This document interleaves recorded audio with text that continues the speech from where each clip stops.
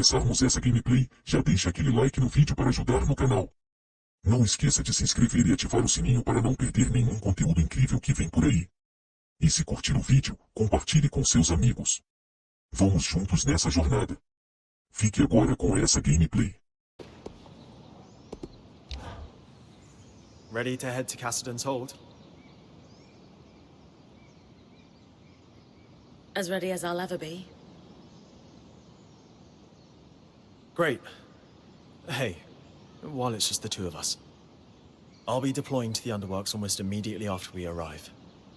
Watch Khan Stanfield for me, will you? I know Oriel wants you to give him a chance, but he can't be trusted. I'm always ready for anything, Eric. I know. Let's move.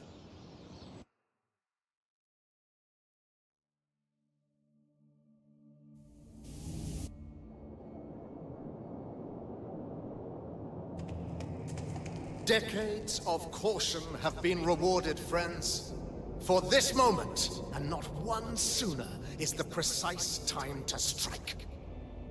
Today, we wrangle our lands free from the Surgeborn's grasp and reclaim our hearth once more, whatever it takes. None of this could be possible without the esteemed prowess of the Spindle. Her work on the Arcs has laid the foundation for my plan. She and I will proceed to the Grand Gate at once. Scouts, you have your orders. It's time. Whatever it takes.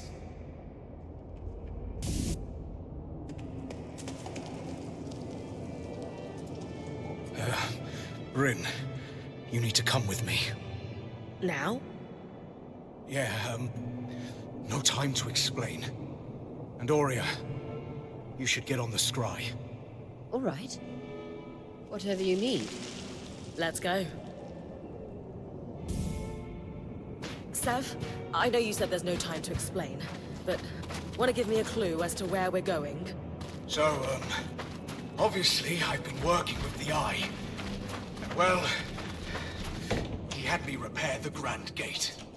It's connected to this place called the Source, and, I guess that's where the Surgeborn came from. He's got this plan to go there and solve this problem once and for all. Right. I heard that part of his speech already. What does this have to do with us sprinting like an Ash Peak Drake is on our heels? So there's, it's better if I just show you.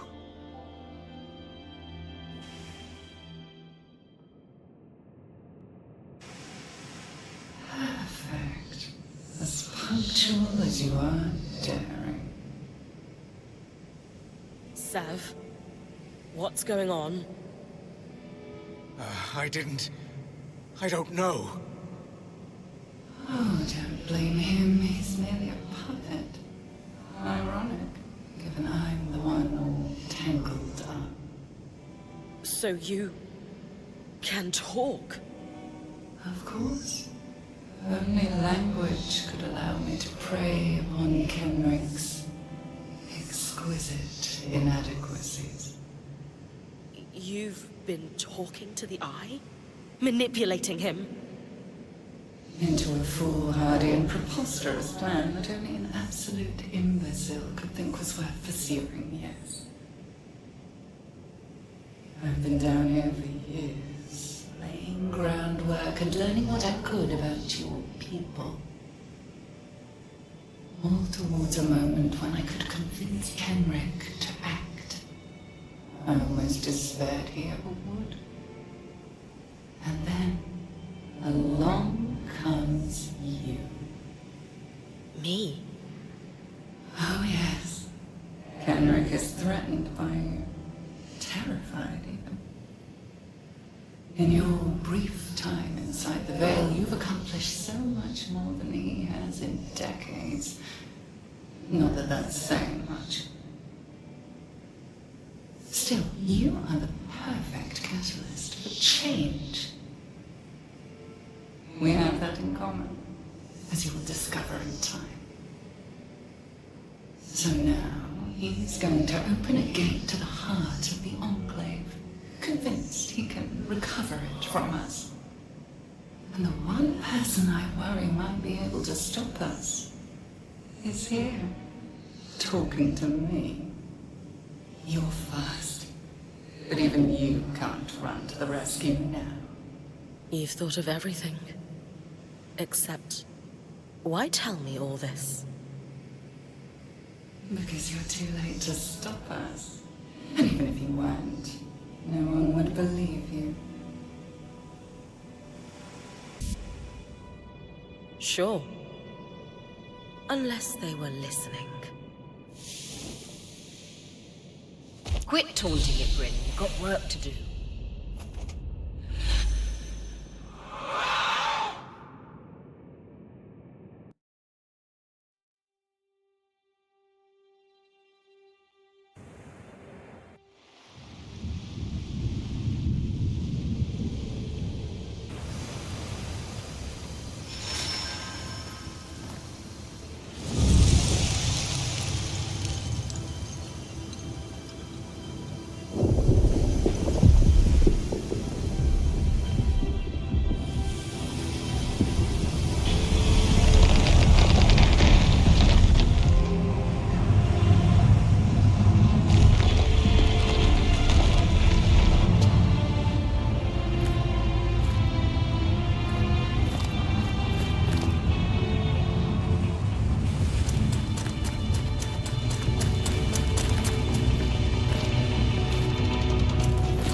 We must retreat. No!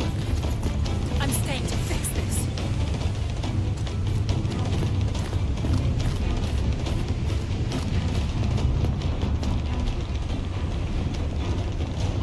Do whatever you can to buy me time.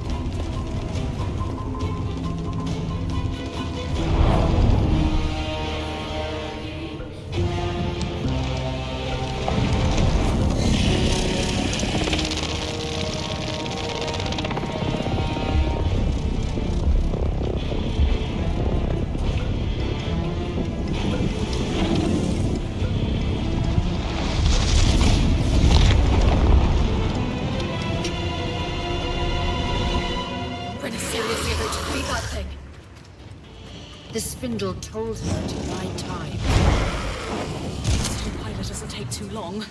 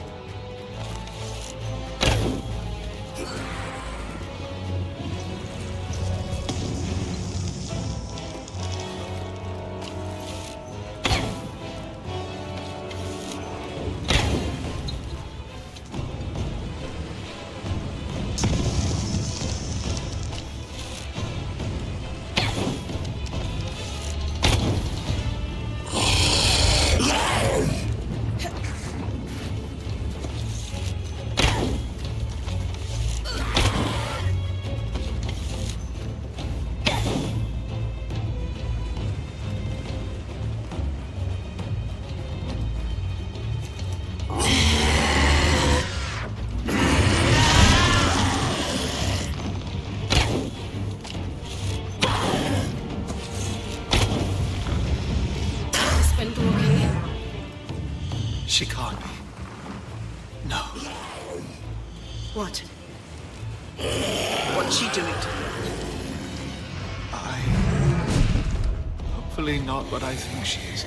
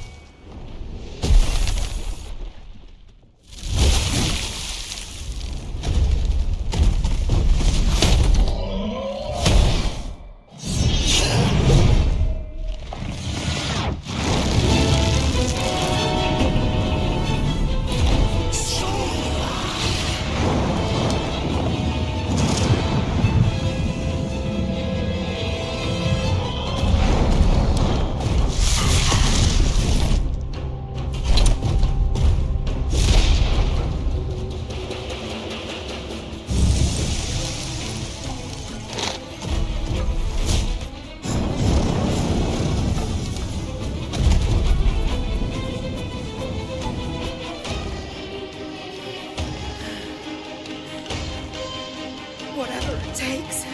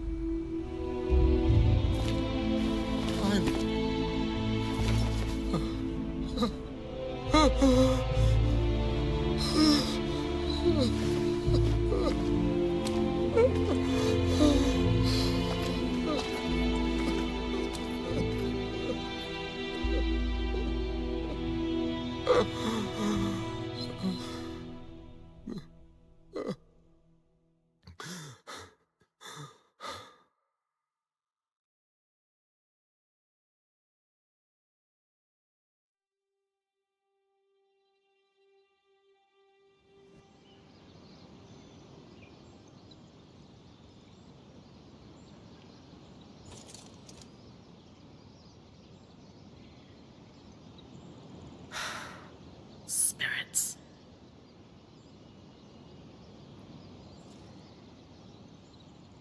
Okay. Weavers have always dealt with problems like this. Well, not just like this, but yeah. We'll figure it out. Oria, she'll know what to do.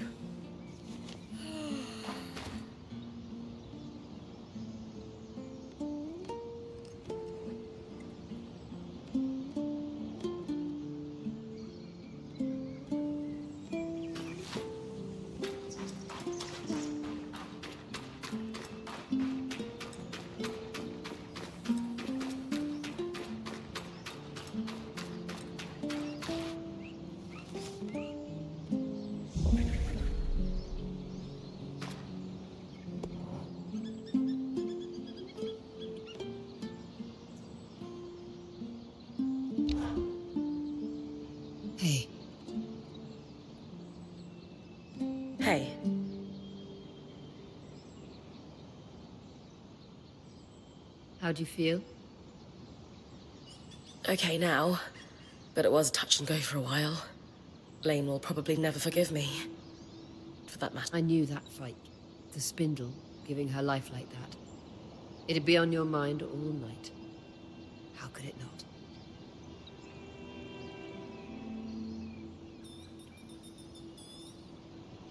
And I've been mulling over what to tell you this morning. I had a speech planned, but you don't need a speech. You're like me. It'd ring false. So I'm going to tell you what I'd need to hear after something like that. You did good. It was an awful situation, but you stood up and did what needed to be done without hesitating. Not many people have that kind of grit.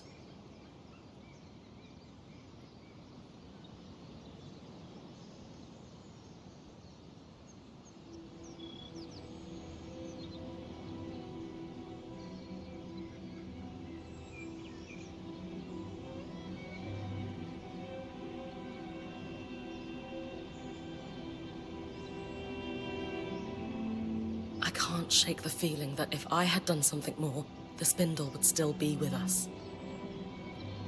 She made her choices same as you. She was a weaver, and we do whatever it takes. Look, I know you, Brynn. You're made of stern stuff. You've the mountains in your bones. Any sense of doubt or being shaken is just snowfall. Temporary, and it'll slide off soon. That was the part you practiced, right? Yes. But that doesn't make it less true. Okay. Okay. Thoughts on what we do next? We obviously need to deal with that beast. But where to start? We need to get everyone together. Our band, Arakim too. And I want you to call the meeting. Me? Yes, you.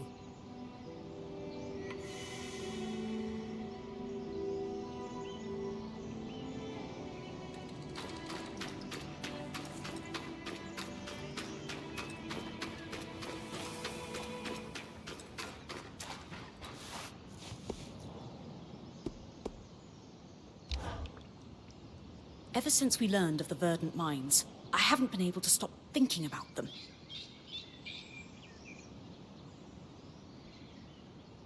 They were clearly well-resourced in regards to both labor power and knowledge. And they had an extremely intimate knowledge of the Enclave's technology. But do you know who was around to see their rise and fall, but hasn't spoken a word about it? Cassidon's Hold's biggest ass? The very same.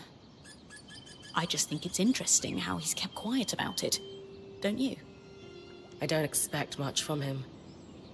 I don't know if he was involved with the events surrounding the Verdant Mind's attempt to take down the Veil, but he certainly bore witness. So what are you thinking? I'd like to send you out on a fact-finding mission for now. Meanwhile, I'll pore over my existing research for clues. Gotcha. I'll be back when I found everything you're after. Thanks, Brynn. I'll get to work here, too.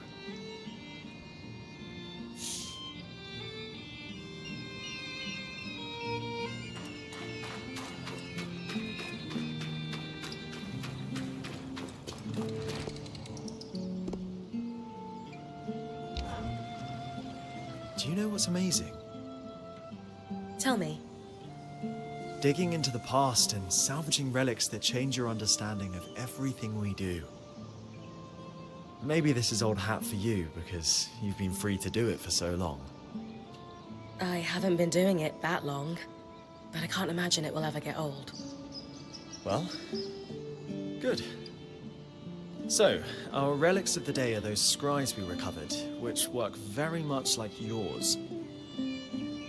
Which demolishes my original bet on ours having been affected by this surge somehow. My best guess now is that they're working so well because they were packed up so tight.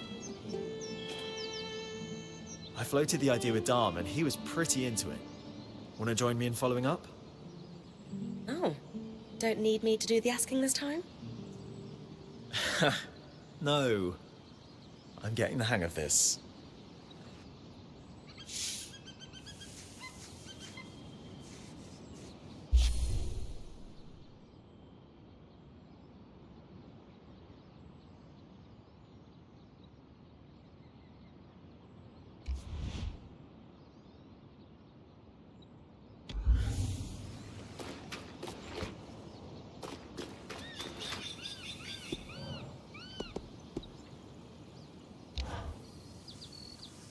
It's good you're here, Brynn. We have a mystery to solve. A scrinundrum. Ah, no, that doesn't work. Scriddle? Ah, damn it. That's so much better. You two are fun. To business, though, what we need to really work on the scries is a new set of the tools I use to maintain ours. Do you not have them? Lost in our mad dash through the veil. I hadn't felt the urgent need to replace them just yet, but if we're to compare and contrast our three classes of scry, we'll need them.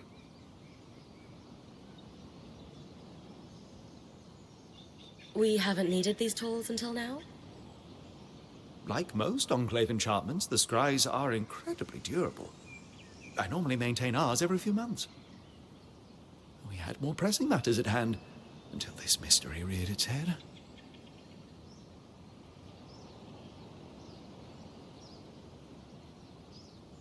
What exactly do these tools involve? They are so very fiddly. Small optics for examining the casing, tiny enchanted ones to tug at the patterns that form the images and keep the sound clear. That sort of thing. Like tuning an instrument.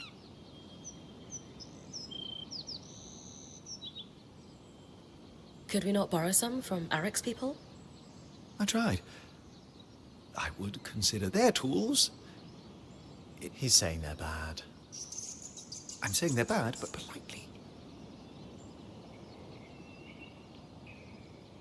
This is usually the part where I find myself wrestling a giant lizard or something.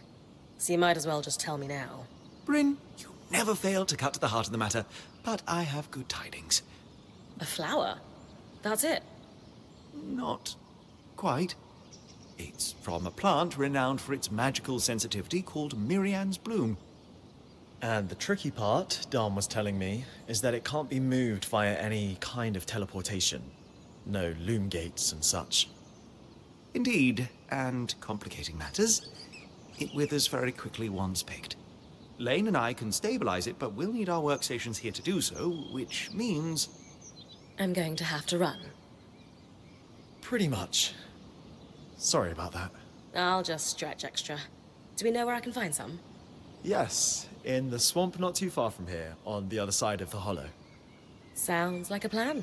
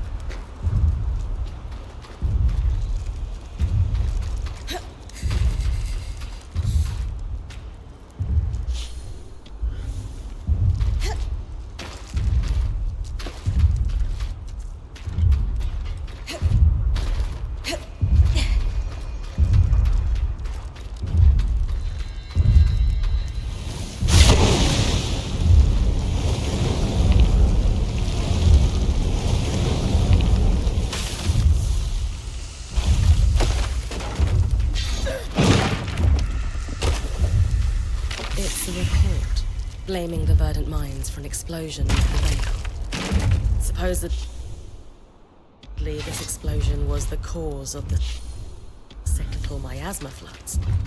But we know that the floods were caused by Asylum. This doesn't add up.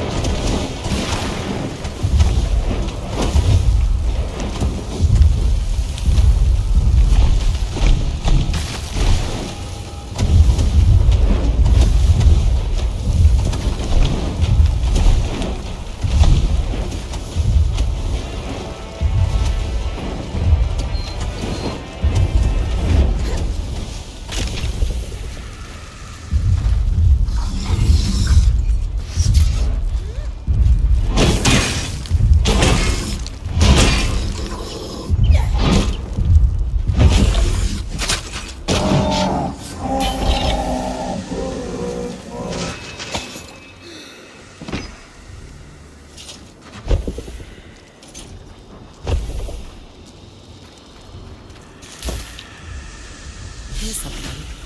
Let's see. It seems to be information on Lucia's various projects. There are a lot of redactions here. Seems like someone's trying to hide something.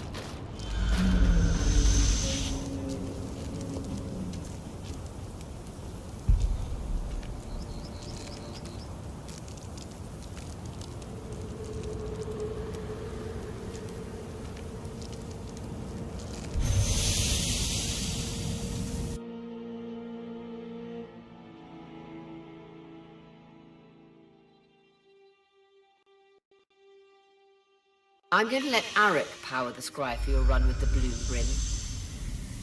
Appreciate it, Aurea. You could use the practice.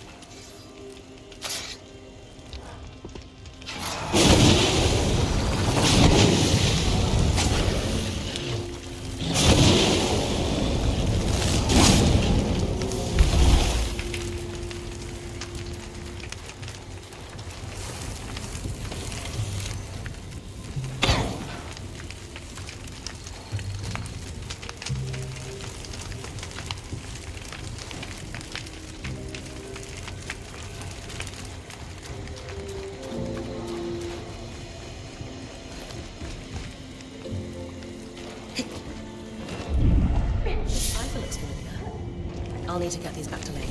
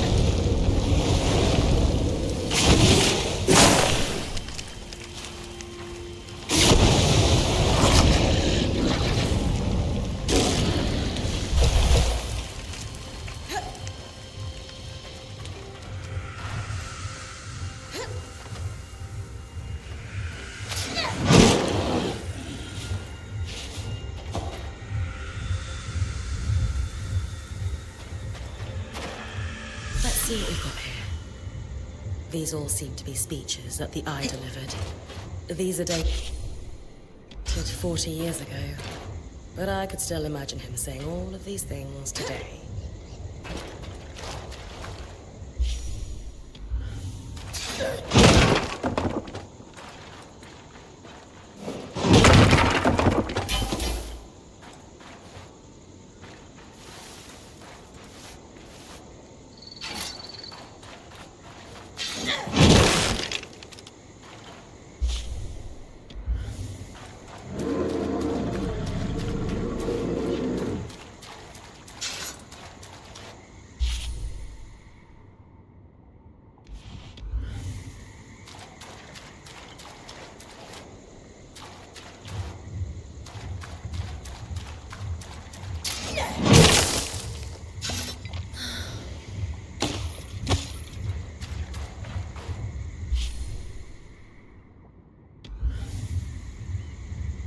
Here goes. Good. Now move. We'll be ready.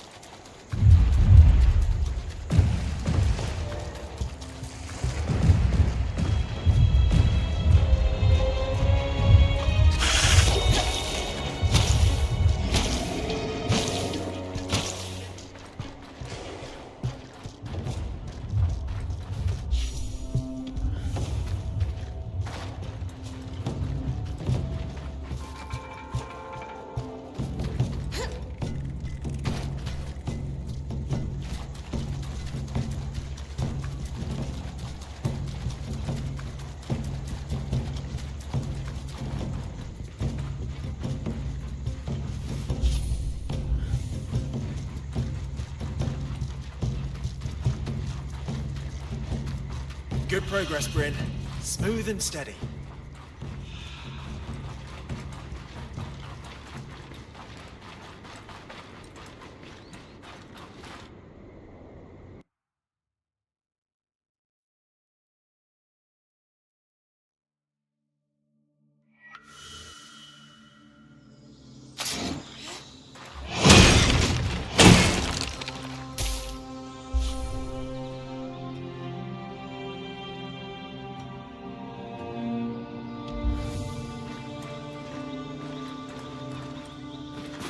It's looking a bit off. That's normal. Just keep moving and you'll be fine.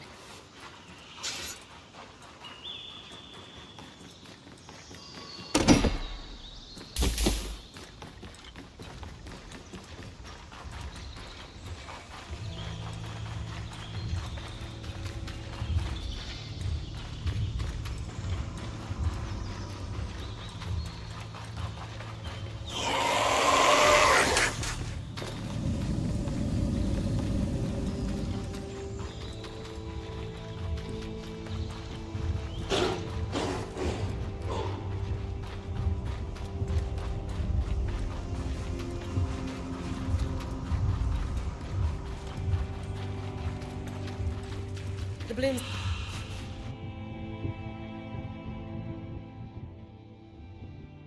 She's got this. Did we?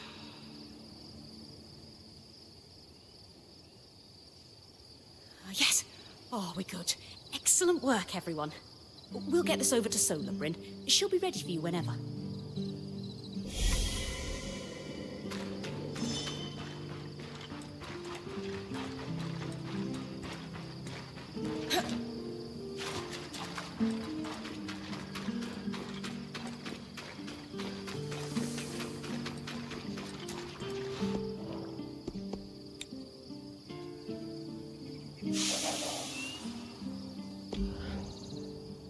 So what did we find out? Any big revelations?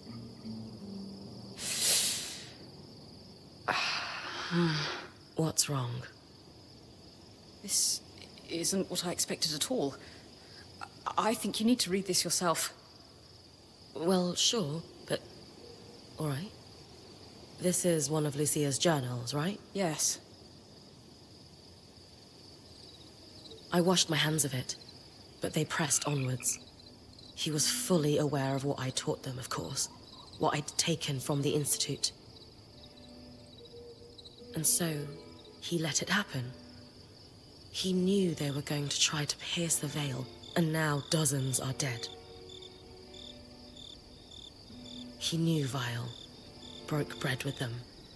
But when they and the rest of the Verdant Minds went off to die, Kenrick just watched. And now read this. A transcript of one of his speeches, delivered around the same time that journal entry was written. We will root out these dissenter vermin at all levels of administration. Their ideology has claimed too many lives to be allowed to breathe free.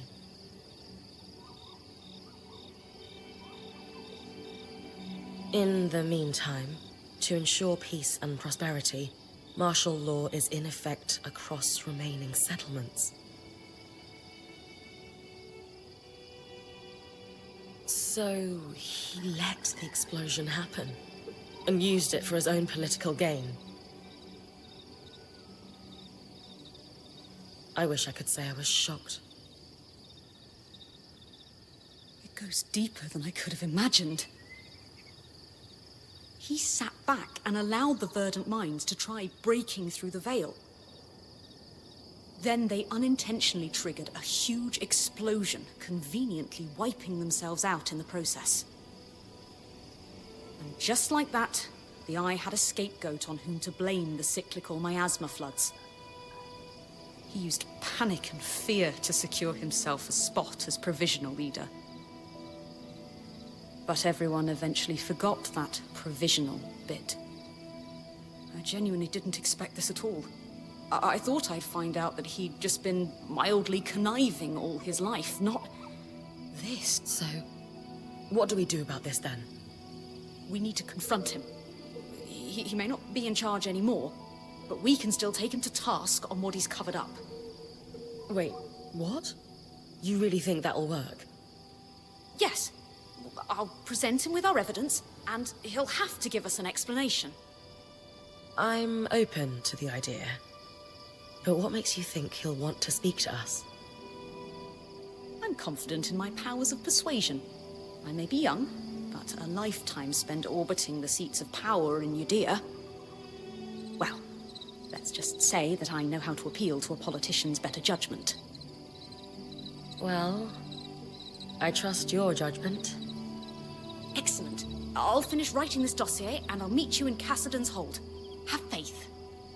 It's not you who I'm lacking faith in. Trust me. Anyway, I'll see you at the Hold. I won't be long.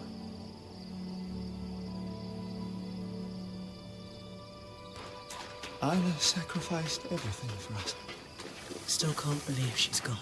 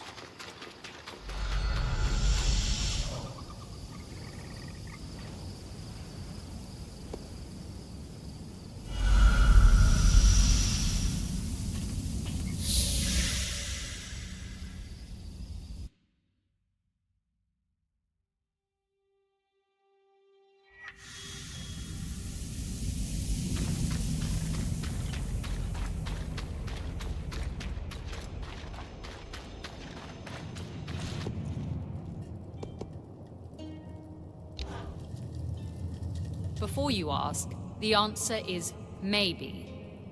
About the scries? You know? Of course I know. In this role, I can't afford to be oblivious to one of my colleagues sneaking about. And while well-meaning, Arakim is about as stealthy as a glass tail on rice paper. Which brings me to my question. The answer will tip me from maybe to yes or no. Why are you here and not him?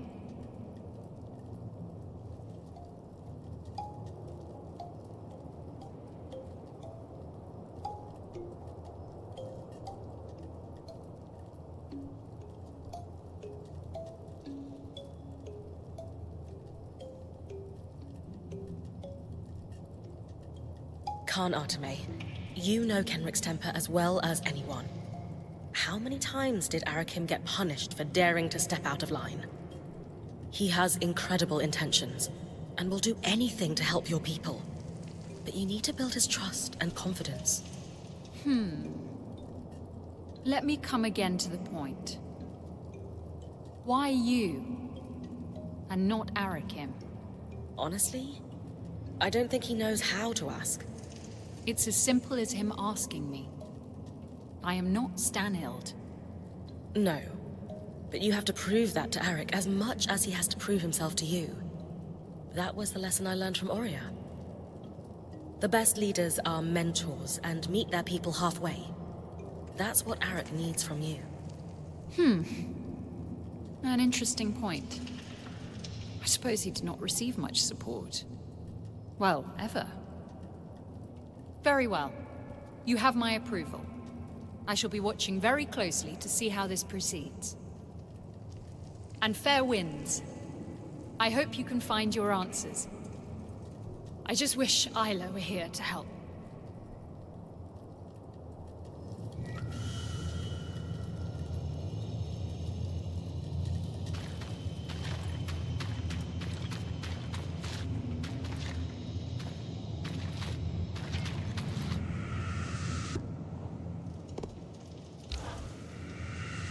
Why do I feel as if I'm about to have my time wasted?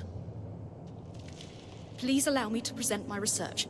I promise it won't take but a moment. I've compiled a dossier concerning an event that occurred in the Enclave around 35 years ago. And what event would that be, pray tell? The attempt to pierce the veil. I can only assume you were familiar with the Verdant Mines. The name rings a bell, though it's been decades, as you said. They were the subject of many of your speeches. It's interesting that your memory on the subject is hazy. You'll forgive me for not remembering the exact wording or subject of any of the hundreds of speeches I've delivered throughout my career. That's not a problem. I can summarize my findings. Firstly, our evidence suggests, with a high level of confidence, that you were aware of the Verdant Mind's plans to pierce the veil. Secondly, in support of that assertion, you gained this knowledge through your close relationship with the enchantress known as Lucia. I never knew any enchantress by that name. That's odd, since you seem to have been a recurring character in her personal journals. Though, truth be told, she didn't seem particularly fond of you in the later entries. So, back to the attempt to pierce the veil. You knew. I knew that it would go poorly. You knew? Of course I did. But what does it matter? You could have stopped it. But I didn't. Pray tell, Lawkeeper, what goal did you hold in your mind as you traveled here? I wanted to learn the truth about the past, to uncover what had been hidden. Lane Free Selectus. That's who you are, yes? That's correct. Though, I'm not sure how... never mind. But my research... House Lectus of Udea. It's no wonder you felt the need to make something of yourself. Well, today will not be that day. Nor, I believe, will any.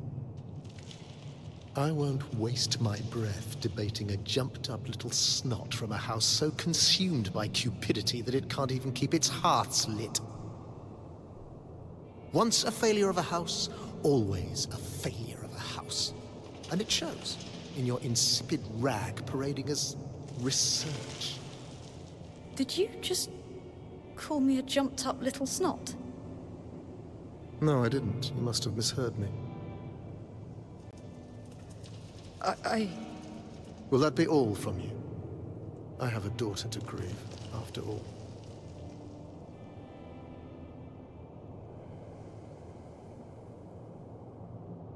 Skies! That is enough. Lane deserves better than this disrespect. You dare to speak of respect? You, who broke into our home, who undid Asylum, who attempts to destroy decades of societal progress. I won't even address that. Your manipulation and arrogance are deadly. And I see your bare shoulders as proof. Get out! Brynn, thanks, but it's not worth it. I need to go. Skies above. I was worried this would happen.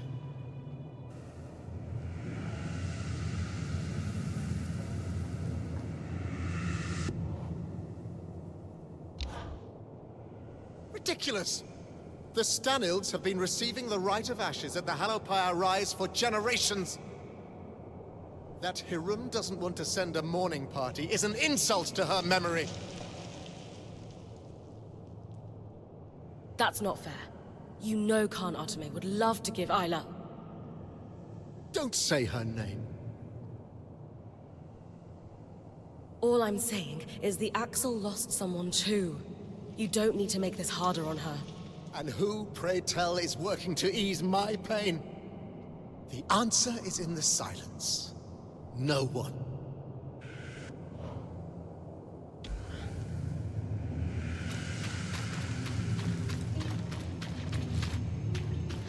Sir? You mentioned you were in charge. Does that mean you're the new eye now? So the council is larger than just the... As you heard, we convened and unanimously agreed that Kenrick had overstayed his welcome in the role of the Eye. So he's been stripped of that, and by default, that means I'm in charge. Am I the Eye? No. And nor do I particularly want to be right now. But when the time is right to hold elections, we'll do so. We need to break this cycle. What cycle do you mean? Council seats weren't permanent before the surge. That idea was Kenrick's. And it's clearly not worked out for us. So again, once we've solved this crisis, we'll chart a new path. Assuming we survive. After all, we could all be dead this time next week.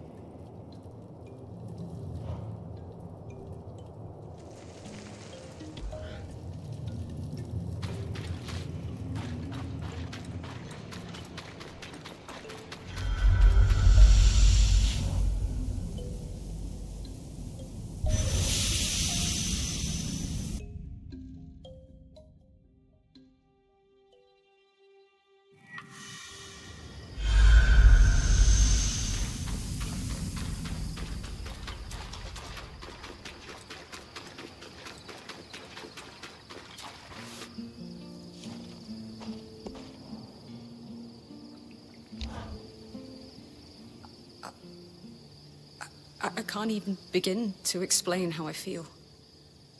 This is a disaster. Did I make it worse? No. No, not at all. Not for a moment. You were very kind and strong and supportive and courageous. I just... It reminded me of why I left. Home. Everything back there was all about your house. Your actions or intent never mattered. And when I tried to forge a different path in life, the knives came out. I had no real choice but to leave. I thought I had left it all in my past, but now, here we are.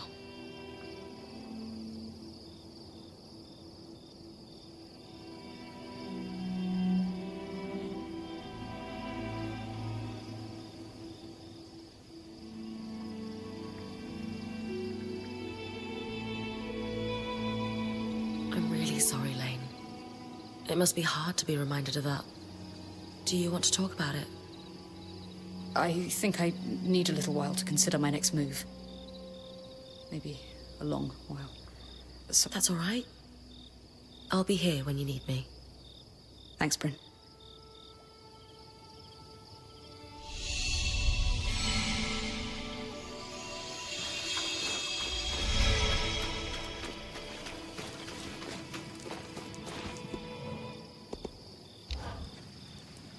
What did we learn about the scries, fellas? Nothing good, unfortunately. You know how all enchanted things use woven patterns to achieve their effects yet? Well, the scries used here for decades were warped. There's no other way to describe them. Some sort of corruption or decay? Not exactly. More like elements had fused or connected in different ways than were intended by the enchanter. I take it that's not normal. Darm's never seen it, and I asked the High Enchanter, and he had never heard of it either. Even more worrying is that the Mirian's bloom also behaved strangely while we were trying to distill it. Normally there is a very rote set of steps, but it took Lane and I several tries to find the proper alchemic ratios to make it useful. And then we have the Spitfires, acting more aggressive than normal, nesting in odd places. Putting it all together, we're seeing a worrying pattern of unexplained changes. Ones that would be hard to notice if a certain band hadn't broken through the veil. We can confirm these changes aren't happening outside the Enclave. Huh.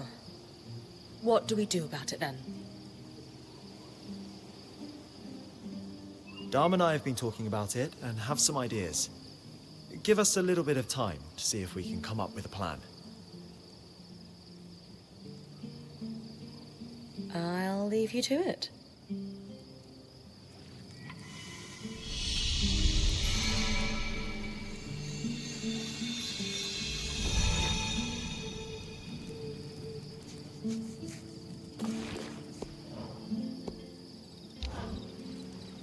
Darm and I have been running down the mystery of our alchemically odd plants and degraded scries. We've got a working hypothesis, but we're going to need to lean on you again to prove it.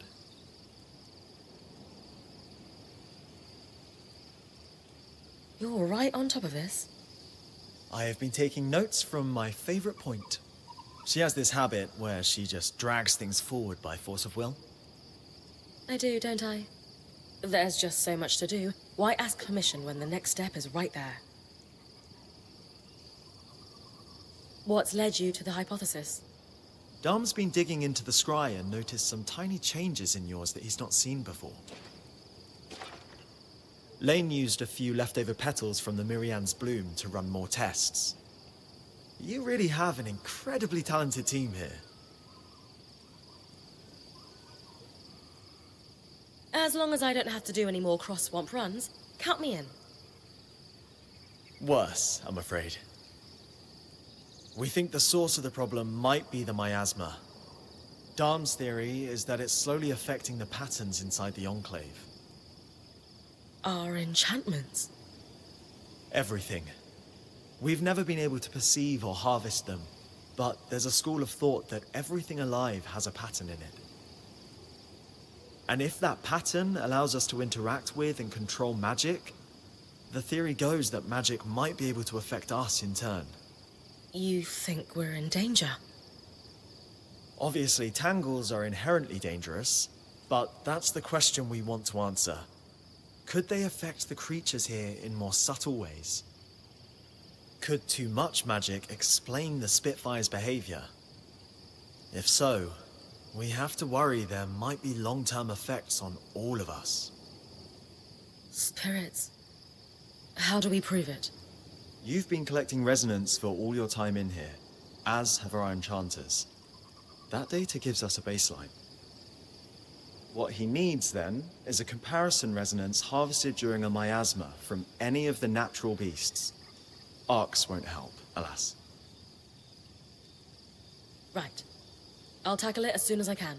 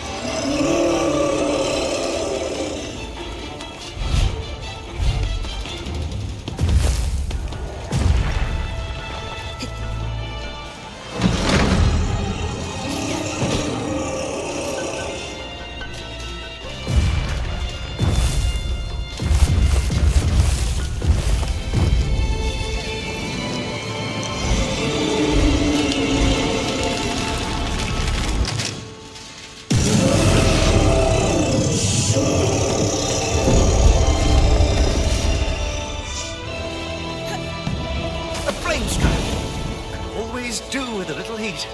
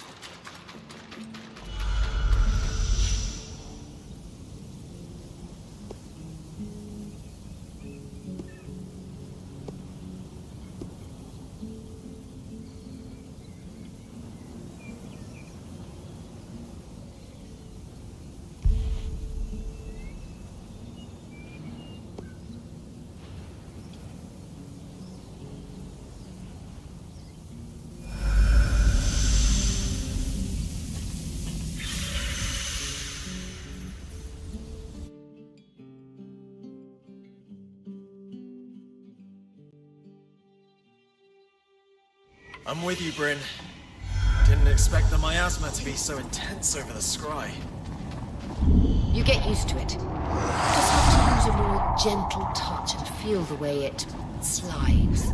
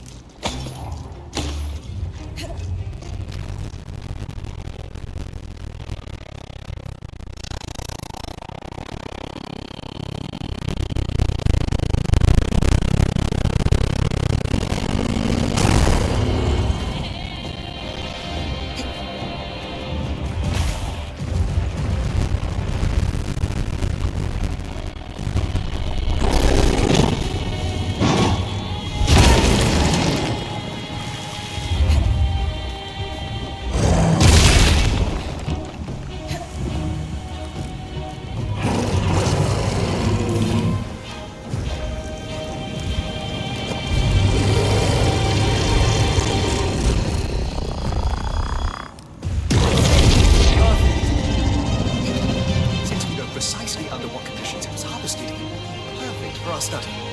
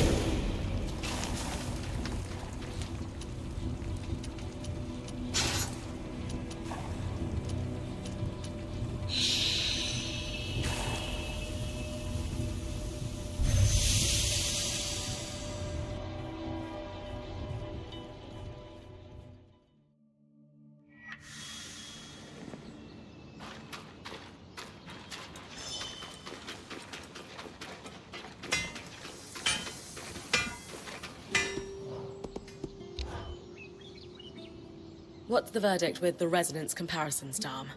Are we all doomed? Not doomed, no. But I have every reason to be concerned. Tangles only form in areas of intense magical concentration. That they're so common here in the Enclave makes it clear that this place is overflowing with magic. Have you ever blown into a bladder until it pops? I worry that's where we're headed. No. Have you? Ah. Well, I am from Renland. The patterns did show signs of change then. Subtle but present. What was intriguing was watching them relax over time, as if the miasma caused them to contract like a muscle. So things might recover if we could bring an end to the tangles? I think so. How exactly we pursue that agenda, I'm not sure. But we have several leads we can pursue. We have to tell the Axel, though. She needs to know about this so we can take every precaution. Oh. We? Yeah. It's time. Meet you there.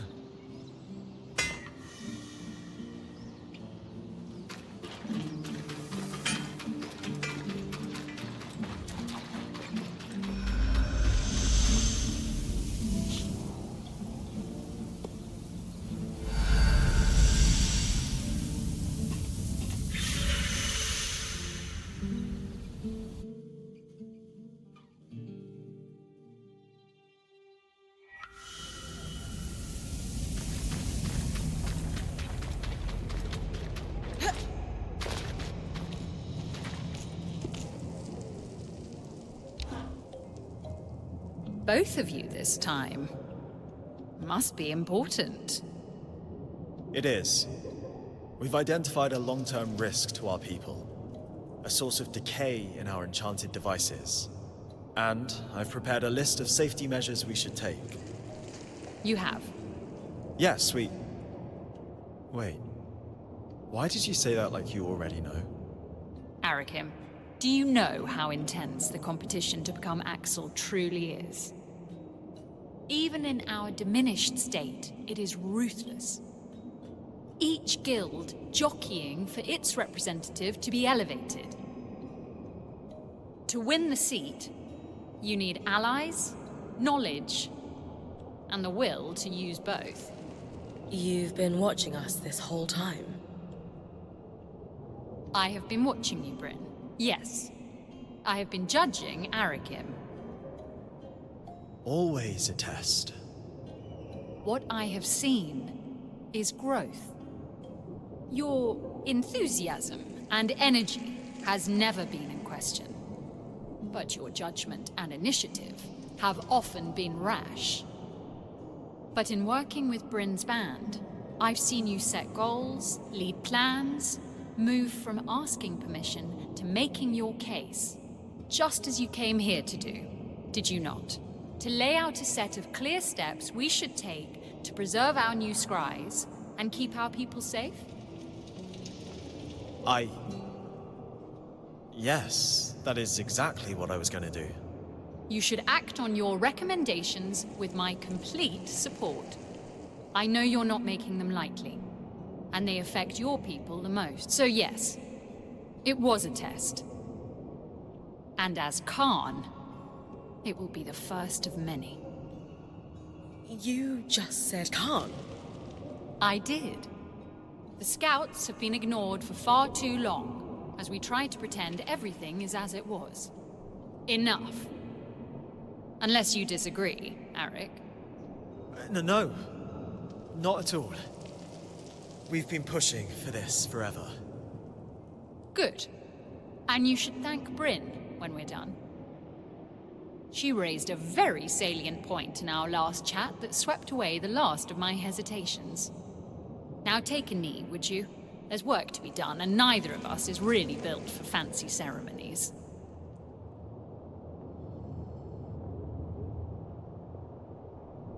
If we have learned anything in the past while, it's that standing too firmly on ceremony costs us time and opportunities. We, as a people, would have withered and died without the tireless efforts of your scouts and their forebearers. And yet we have not recognized them out of fear of tipping a balance that was already lost. And so I elevate you, Arakim Katabi, to the station of Khan of the Enclave, and grant you the title of Guide. May your initiative and care chart a path for us all.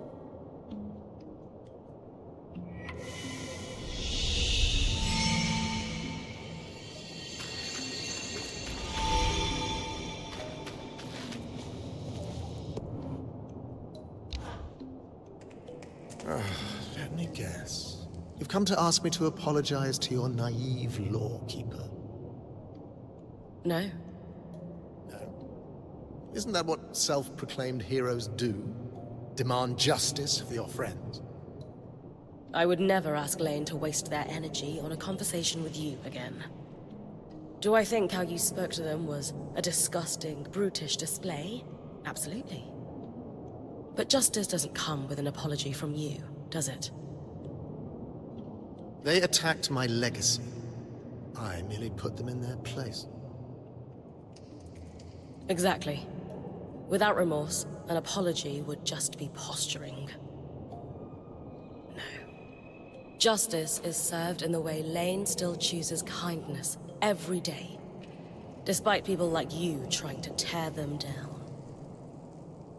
Their research tore me. Justice is served in the way Lane gets to continue living as their wonderful, talented self. Whereas you have to keep living as yourself. As someone who is clearly in so much pain over his own existence, he needs to make other people feel small, so he can look big. I am far too exhausted to beleaguer this issue. So we agree. There is no need for you to ever speak to or about Lane again. I suppose we agree on that.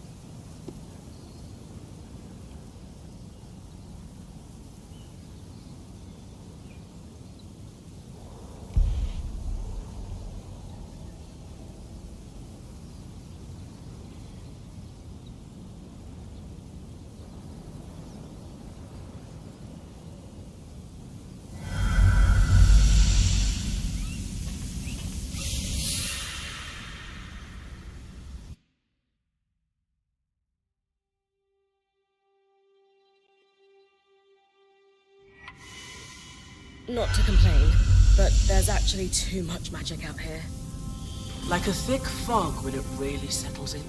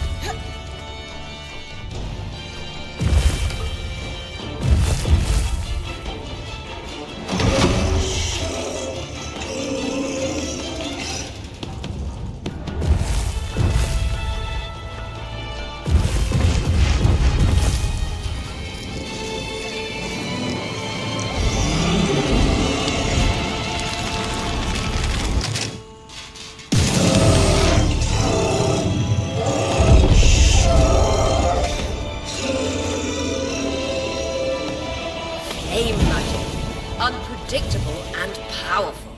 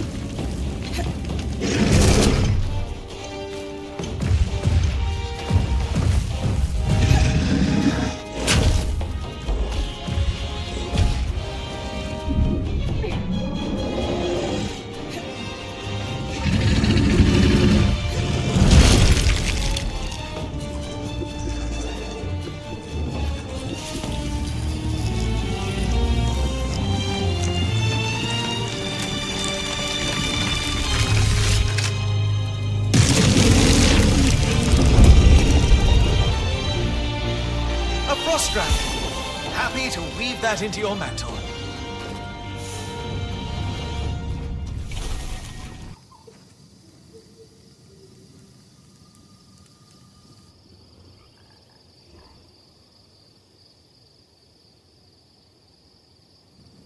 I know everyone's up in their heads right now, but we have real problems to solve. So let's clear the air. Are you running this discussion, then? She is. Sev, this has to start with you. We knew you were working with the Eye. We told you we'd have your back. Help us understand what happened. Just breathe, Sev. Start from the beginning.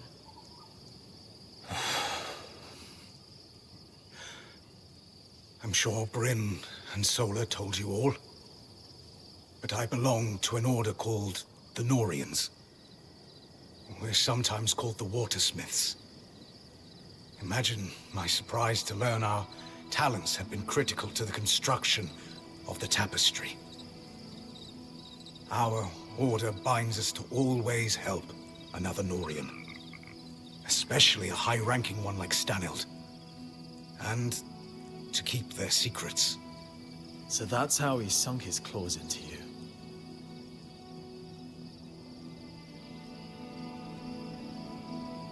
Why is the Order so secretive?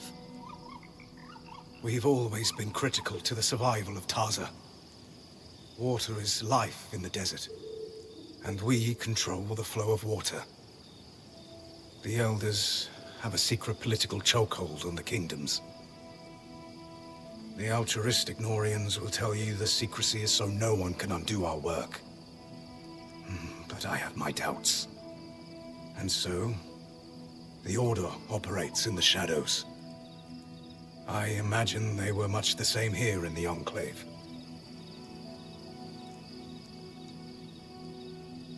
What did Stanild have you doing? It was all work on repairing the Grand Gate. He'd heard about our success with the gate in the Hollow and felt I might be able to replicate it. Thanks to your help, I was able to do so. And he took me more into his confidence as a result.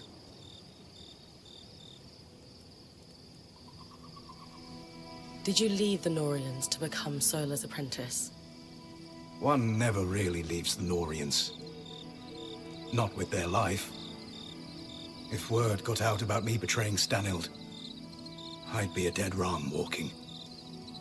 But no. My people have a ritual known as Ram Bralem. It is a time to pursue another path. And Solar was kind enough to accept me for mine. It's true. I knew it could be temporary, but was hoping you'd stay on after.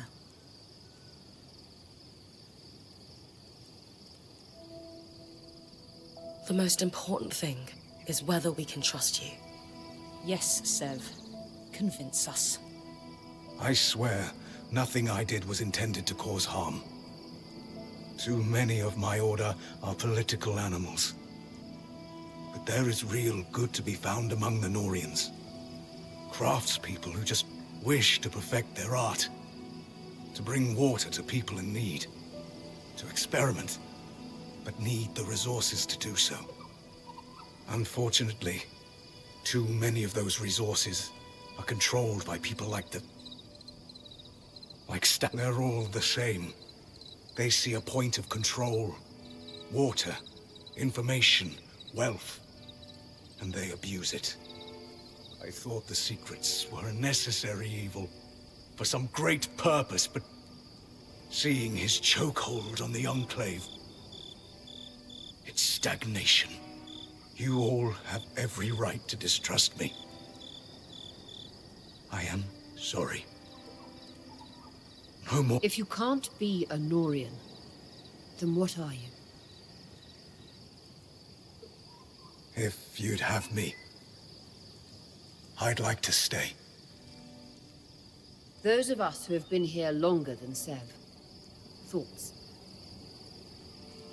He's a great apprentice, and did what was right in the end. Still wasn't quick enough. We need him. He's been exposed to Kenric Stanhold's plans, and that knowledge may be critical. When I was going through it, you all pulled together to help me. You are all heard. And I would add that you joined us under false pretenses, Sev. You had loyalties outside the band you never disclosed. I have a hard time accepting that he kept so much from us, but shared so much with the Eye. Who knows what Stanild, or gods help us, the Talon heard about us? Only time will tell how much damage that's done. Lane, I hear you and I understand. Sev has real work to do to rebuild trust. Only you can decide when the apology feels real to you. Sev, that considered, you have worked tirelessly since joining us, and demonstrated an enterprising spirit and deftness as a smith. And before the blade could completely fall, you risked all by blocking it with your own hand. You can never be a Norian again. I do not sense that you wish to be. And who are the Weavers but a group of outcasts and misfits, just trying to muddle through together?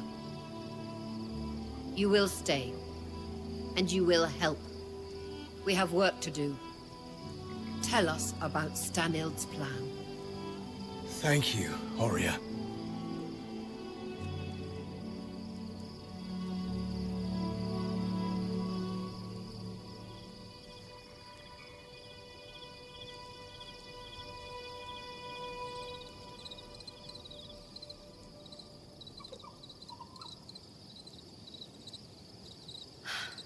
This has been a rough ride for us all.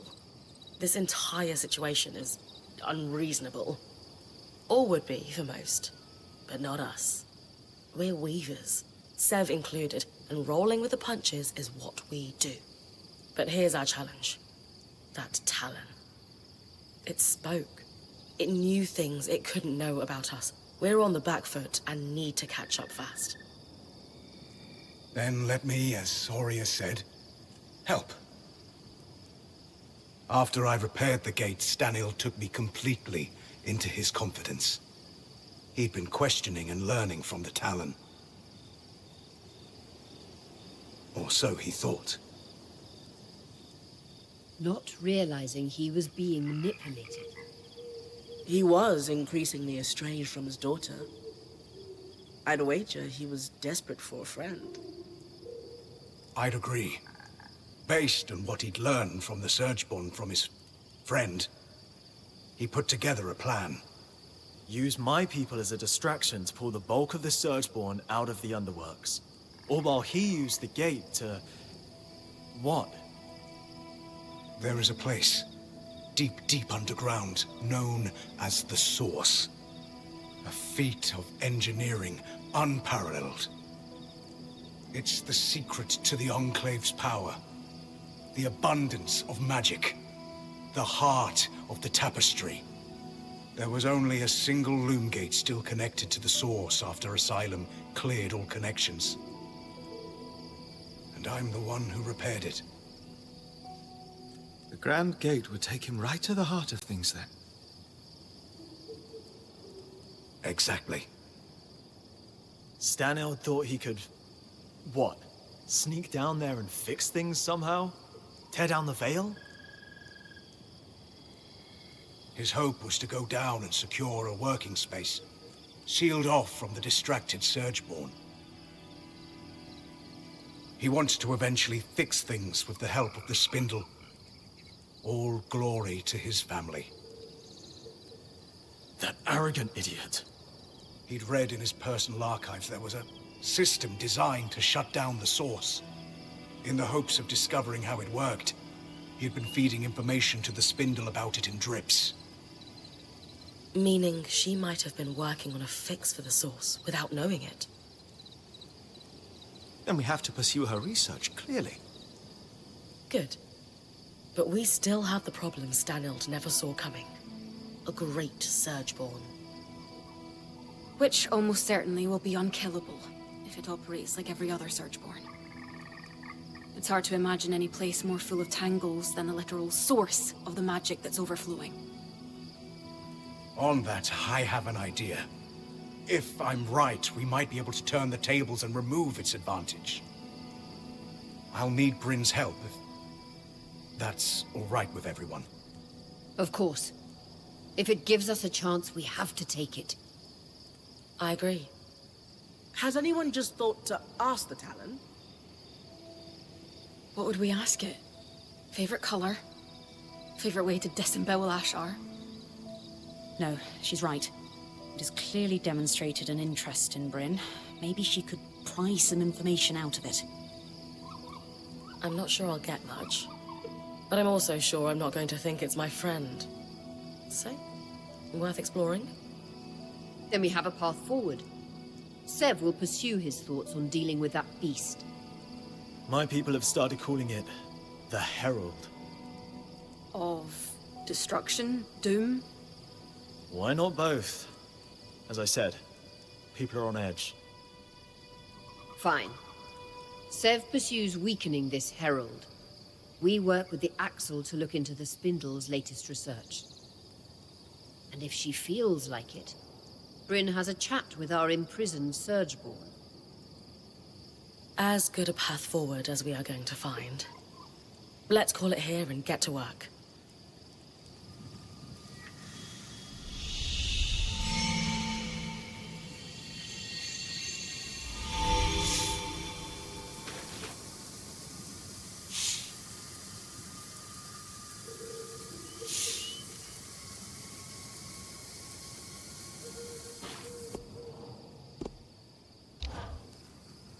Brynn, I examined the wreckage at the Grand Gate after everything that... Found something useful? A kinetic strand, in fact. The Ark must have torn it from the Herald's pattern in the chaos of the battle. Think we could weave it into my mantle? I don't see why not. Its pattern appears to be quite similar to those found on wild creatures and Archons. All right.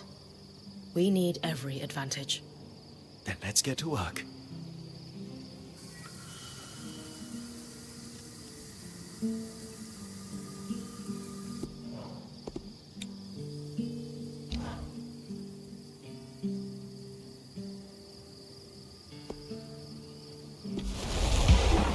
And we're finished.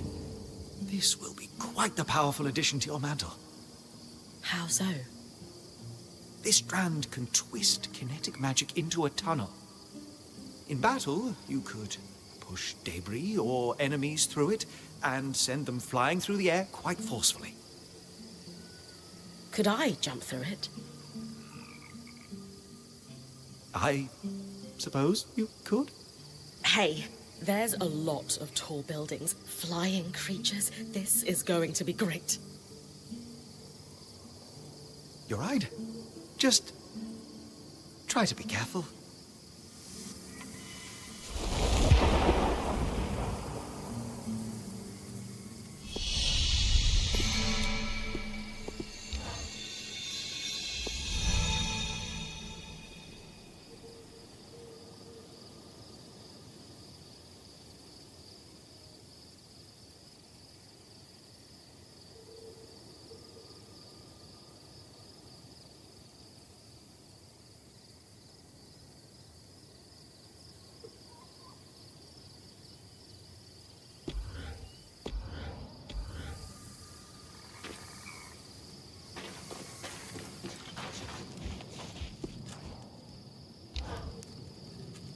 I appreciated your candor in the meeting, Sev. It was terrifying. Wasn't sure I'd be allowed to stay. You didn't get to voice an opinion with the others. Are we?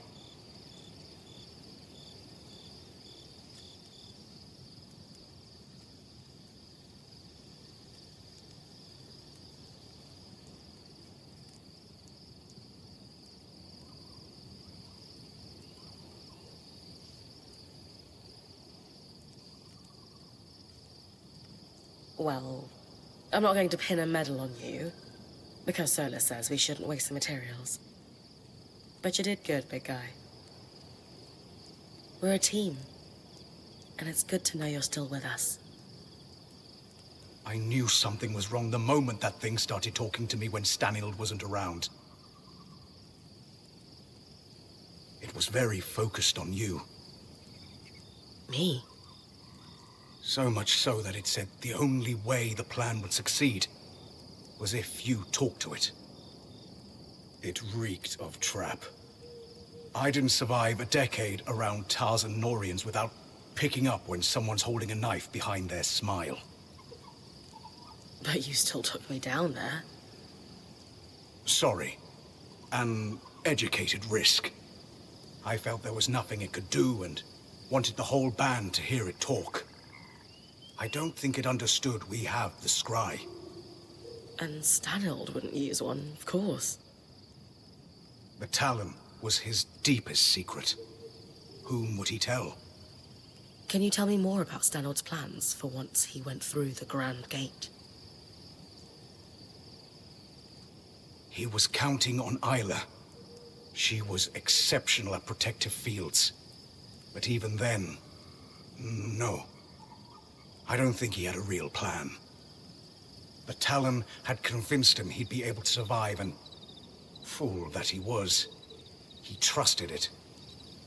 We can't afford that mistake. But I have a theory. You know how the weather sometimes skews wildly hot and cold? Right. The aeroliths. What else do we see on similar cycles? Miasma. Exactly.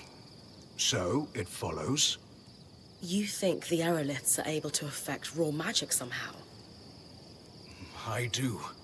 And in Stanild's private records and designs. I found notes, specifically on aeroliths with Norian commentary. You think the Norians were involved in their creation?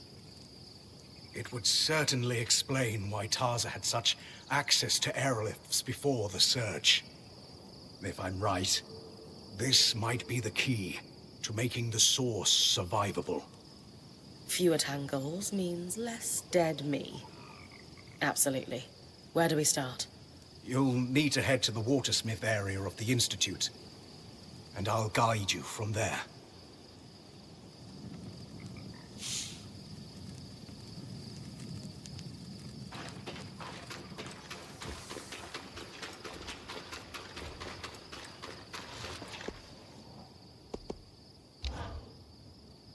Hey.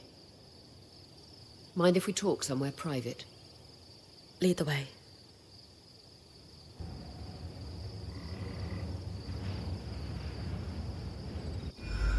I won't be returning to expeditions.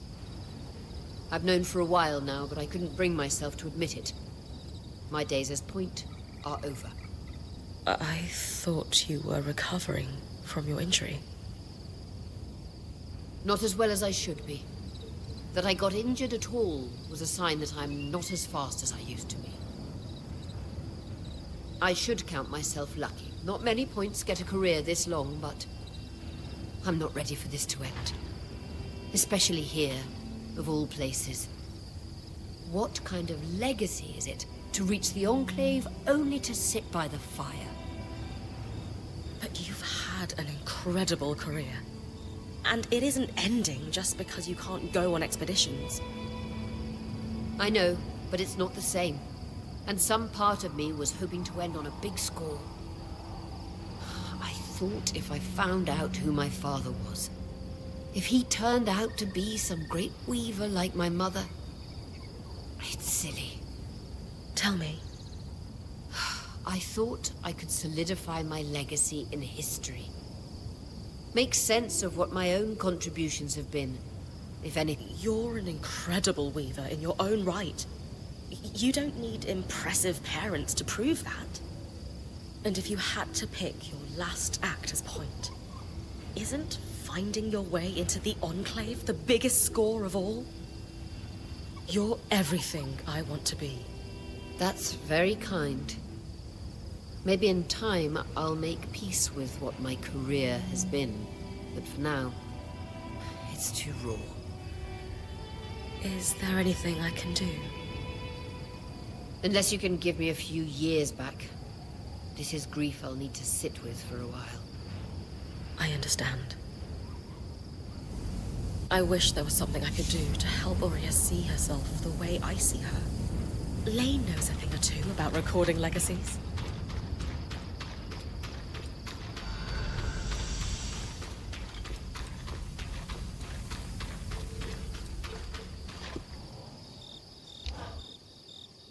I'm sorry. For what? You saw through the eye from the start, and I doubted you when I shouldn't have. I have experience dealing with slimy, over-promising leaders, so foresight was on my side there. I'm serious. I didn't realize he was capable of this. No one could have predicted he would be manipulated so thoroughly. That level of incompetence is hard to foresee. The Eye is the highest position of leadership within the Enclave.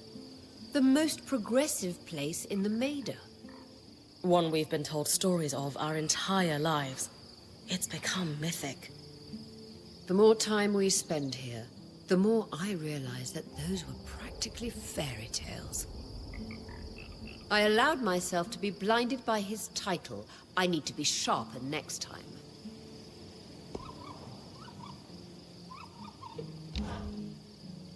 Have you noticed the struggle in our new friend? Eric, you mean? Yes. Every part of him yearns to be serious, mature, maybe a little dangerous. But show him something new, like a properly maintained scry, and it all falls away. Revealing... An excited, intelligent young man who craves novelty. Think that's why he hangs around the camp so often? No, I know that's why. He knows he can't go back to it, but misses what you do. I wrestle with it too. I like being a watcher, but if someone handed me a potion to move back in time or be young again... well, let's say I'd give it some serious consideration. Either way, he's got a deft hand with the scry. I'll give him some pointers, but he's a natural.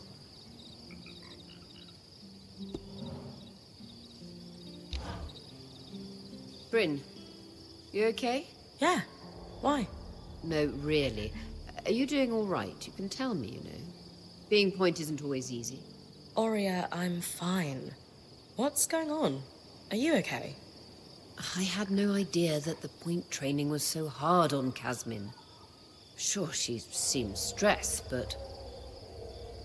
leaders should know what's going on with their team. I failed her.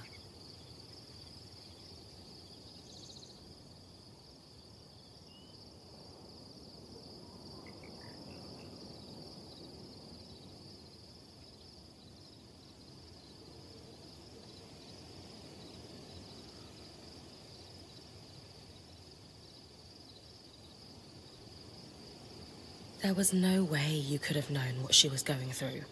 She chose to keep it from all of us. But thankfully, we were able to show her it's okay to open up. And that matters more than anything that happened in the past. I know you're right. It was just hard to see her suffer. And to know she was dealing with it alone for so long. She's not alone anymore, though. All the same, moving forward, I just want you to know you can talk to me. About anything. I'm here for you. I know. Thank...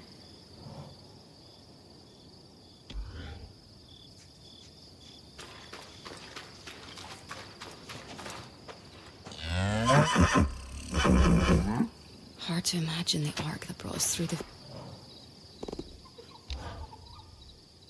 I know you're not one to shy away from a fight, but you should have known better than to go toe-to-toe with that thing. Casmin, I'm all right. That's not the point, Brynn. I was really scared. I know. You're okay. That's what matters. Sorry, I just... felt myself going back to a dark place. I understand. I'm here, though. Safe and sound like everyone else. You're right. We're all here. That's what matters.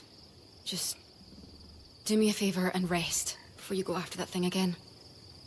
I know you. You don't like to leave anything unfinished. For your sake, and mine, I'll rest first.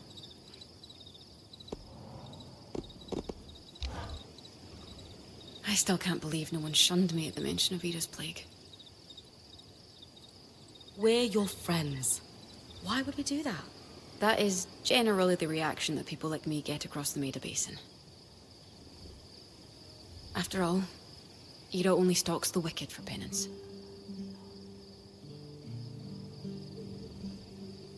Are you religious yourself? I don't really know anymore. My mother was deeply religious, so I was raised to believe in the southern gods. I always accepted them as real, but lately, I've begun to question. How so? I mean, if what you've discovered is true, and the visions I have aren't penance from the goddess of justice, I've been hanging on to a lot of self-contempt for nothing. That is a heavy burden to carry out of faith.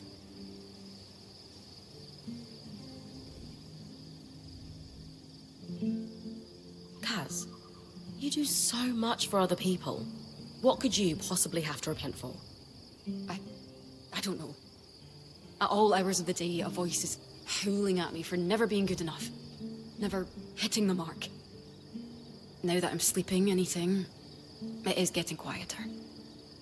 And every day, I practice fighting back. Telling myself I need to separate that voice from what's real. But a world in which I can ignore it completely feels far away. If anyone can get there, it's you. You're tougher than anyone I know. Save for you. Have you ever told anyone else about these visions you're having? Only one person. My mother. I take it she wasn't very supportive? I'll never forget how she looked at me. Like she was terrified. She told me to keep my impure visions to myself. And that if I behaved, eventually Ida would leave me alone. How old were you? 5. I had just started school, and I was struggling with being away from my parents to attend classes. Images of them murdered by bandits while I was away hounded me during the 6 hours I spent outside the home. I swallowed my fears, though, hoping, as my mother told me, that if I was good and went to school, the visions would stop.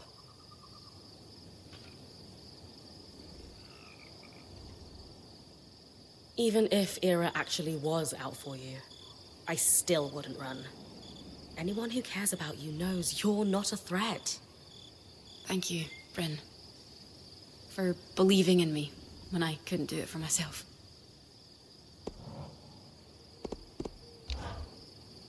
So, about all that stuff I had you bring me. Turns out I don't need it as much as I thought I did when I was sleep-deprived and strung out. Funny how much clarity comes from a nap. Yeah. Anyway, I've put all those materials back in your chest. Along with a few other things Aurea and the band found cluttering the caravan. Wow. Thanks, Kaz. Don't mention it. Use it for whatever you want. Gear, weapons, fixing up the camp.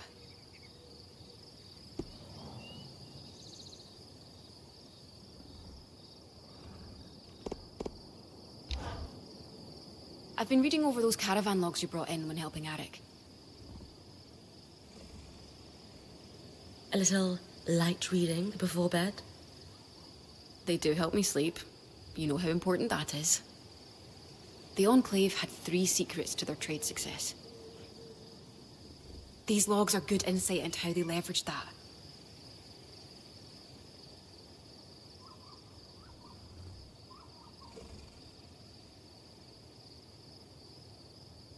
And you would very much like to tell me about how they did it, right? Yes, I do want to tell someone. So brace yourself.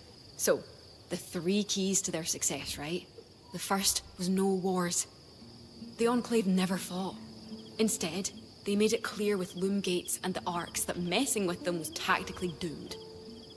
So they could trade with everyone, even 2 nations at war with one another. That was their second key. Unique products. The Enclave was the only place producing their enchantments.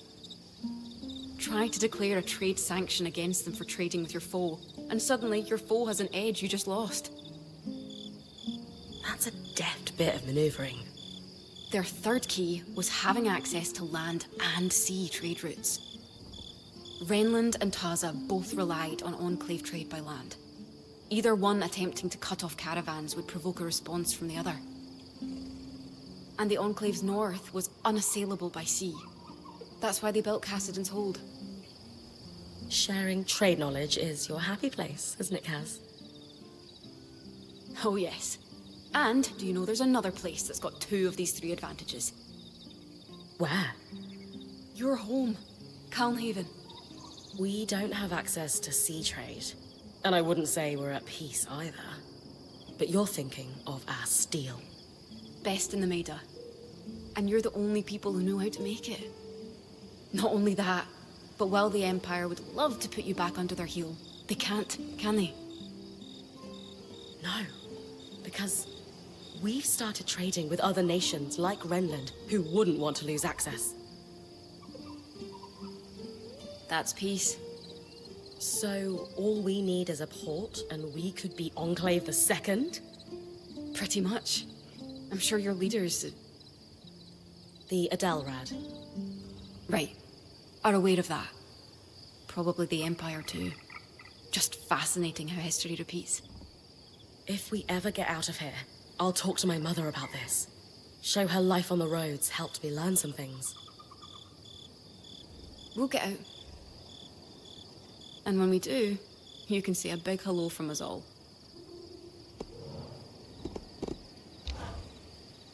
Hey, you got a sec? Of course. Great. Mind if we speak somewhere more private? Lead the way.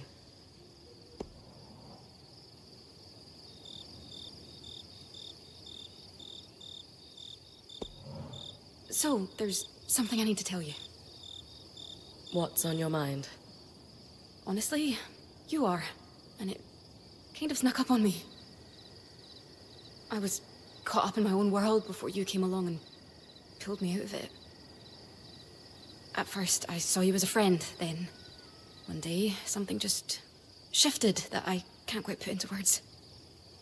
I don't know if you feel the same way, but I think I'm falling for you.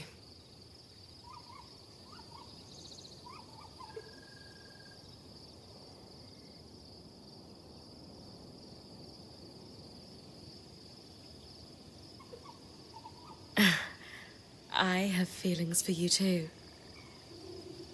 You do? I thought maybe I'd scared you off with everything. Kaz, I fight drakes and worms daily. You'll never scare me off. Besides, you're like the kindest, coolest girl I've ever met. How could I not fall for you?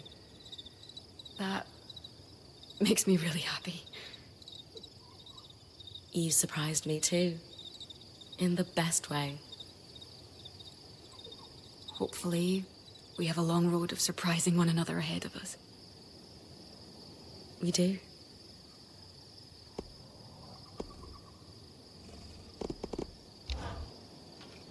Hey. Hey. What's new? Not a thing. Oh, except I don't know if you've heard, but I've got a smoking hot girlfriend now. She sounds great. I have to admit, I'm a little jealous though.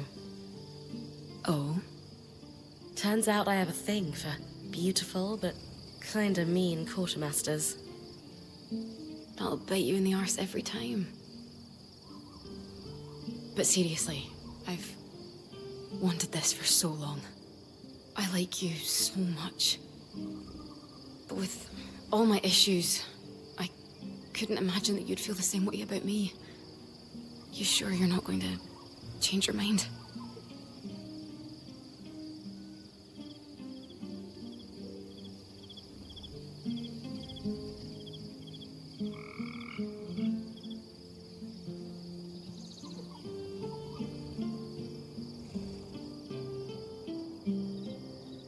Look, nothing in life is guaranteed, but I have never felt for anyone what I feel for you. When I tell you I want to be with you exactly as you are, you can believe it. That means a lot. I feel more sure about you than anything else in my life, too. I'm not going anywhere. I promise. Good. I wasn't planning on letting you go anyway.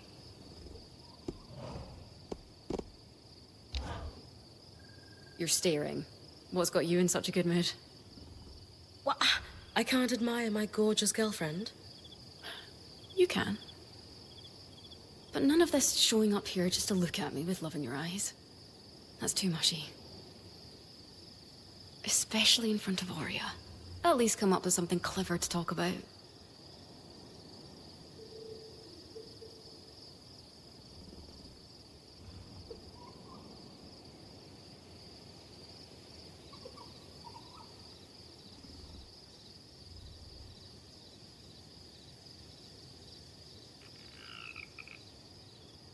Sure. I can find something to talk about. What made you fall head over heels for me? Subtle. I guess I believe that the best thing you can do with your life is be in service of others. And that's what you embody. As a friend, as a point, as a leader. Yet, somehow you do it without burning out or putting others above yourself in an unhealthy way. That's very attractive. That's what draws me to you. How caring you are. And more importantly, how you're learning to turn that care in towards yourself. I'm trying, at least. I like that you noticed. Are you worried that Aurea won't approve of us? No, she thinks it's cute. Then why are you worried about her seeing us be cute? It's not just her. It's everyone. You make me so happy. And I guess I'm afraid that if everyone sees how happy I am around you, then they'll know how devastated I'll be if it doesn't work out. This is still really new. Is it bad if I need to take things slow before I can parade our cuteness around the camp? Of course not. But just so you know, you make me incredibly happy too. If I have my way, this will totally work out. That's reassuring. So, if being mushy around the caravan isn't ideal, tell me what you'd like to do when we have some downtime. I'd love to. It's dumb. Now you have to tell me. Stargazing. When I worked the shipping lanes, I learned a lot about navigation by the stars. Maybe it'd be fun to... I don't know. Kaz, nothing would make me happier than a date by starlight with you. Oh, I think it would be so peaceful. Tell me about yourself then. What's the happiest memory from your childhood? It rained a lot in Dunbrennig, so we didn't do this often. But on the rare sunny days, my mum took me to the beach. We'd both bring books and blankets to spend the day reading on the hot sandy coastline. That sounds lovely. It was.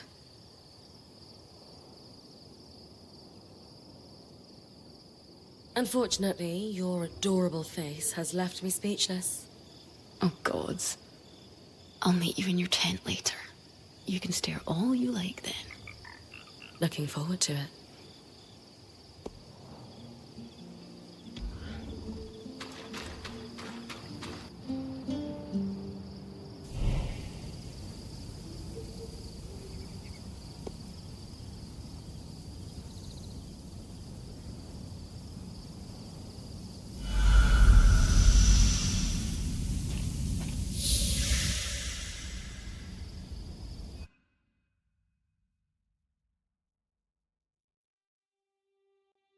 What is this place? Phosphine Pastures. Your father's farm. I thought you'd want to see it for yourself. My father lived here. More than lived. He gave his blood, sweat, and tears for the Enclave here. Eugenius Osphine may not have a statue in Denevron for excellence in weaving or kissing the eye's arse, but he kept the surviving weavers afloat during the aftermath of the Surge. I had no idea.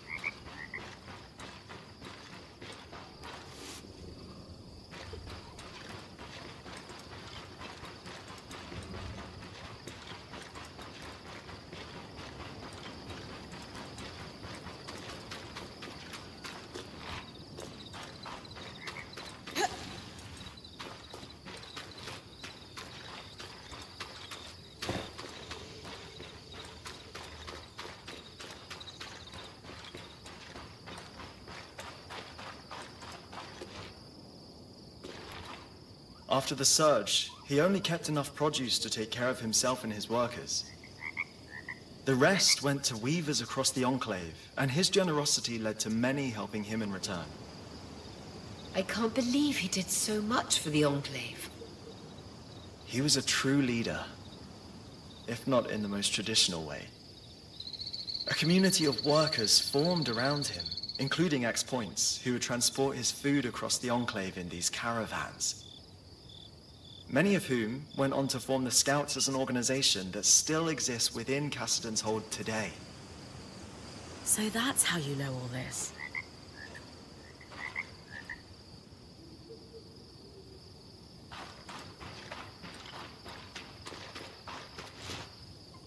Before the Arcs began malfunctioning, they were integral to farming across the Enclave.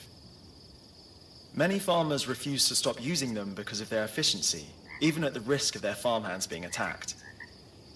But your father scrapped his arcs as soon as he got wind of the first malfunction to keep his workers safe. That can't have been an easy decision. But he made it, anyway. Everyone thought he was mad at the time, but in a few months when the attacks became widespread, his forethought was recognized.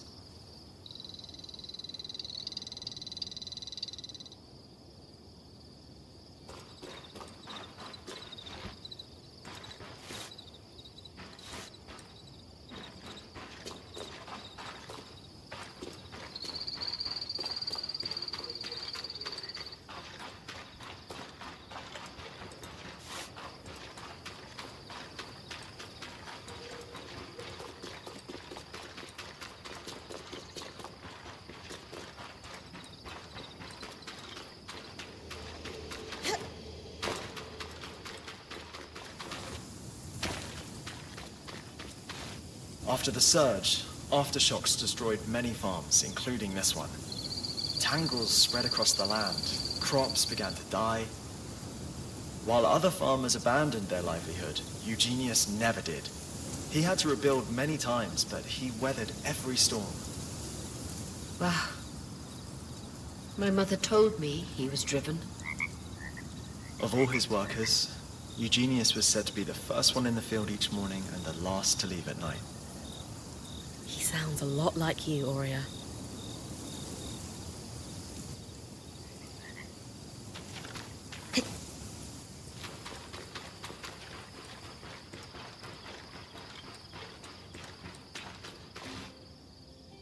This looks like a wooden carving of your mother, Aurea.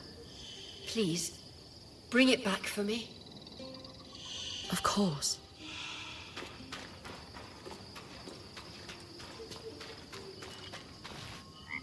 This must be your father's grave, Aurea.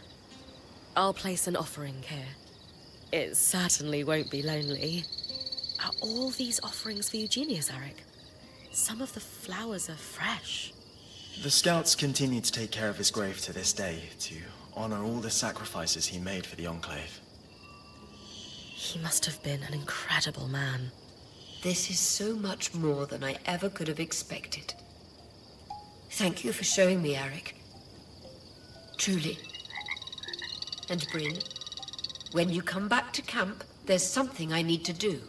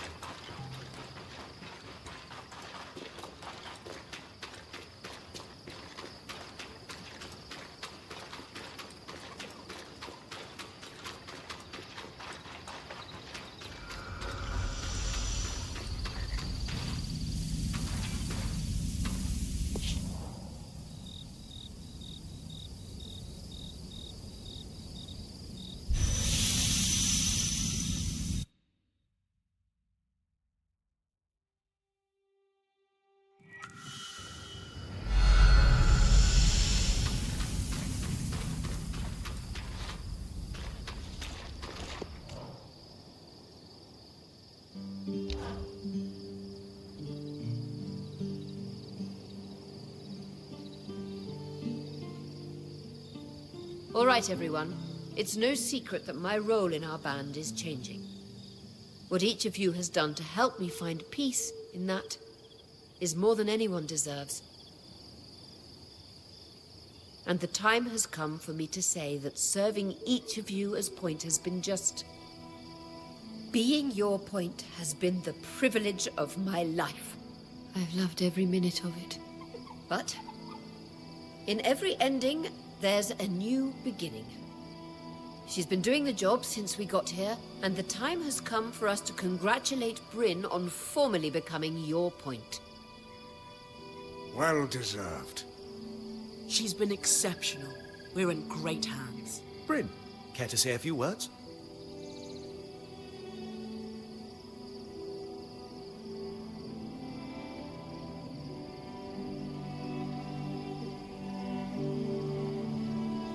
I wanted this role for so long that, truthfully, the band I got it for didn't matter to me. But you've all taught me that this role means nothing without good people to serve. It's crazy to think I ever doubted you. But you were made for this. I'd follow you anywhere. I couldn't ask for someone better to pass the torch to. Thank you, Aurea. That means everything. You earned it. And I should have done it a while ago. It was just hard to let go. Se você gostou dessa gameplay, não se esqueça de deixar o seu like para dar aquela força, se inscrever no canal se ainda não fez isso e ativar o sininho para não perder as próximas gameplays. A sua participação é super importante e me motiva a continuar trazendo mais conteúdo de qualidade para vocês. E aí, o que acharam dessa parte do jogo? Deixem nos comentários suas opiniões, dicas ou até mesmo sugestões do que gostariam de ver nos próximos vídeos. Muito obrigado por assistir e até o próximo episódio.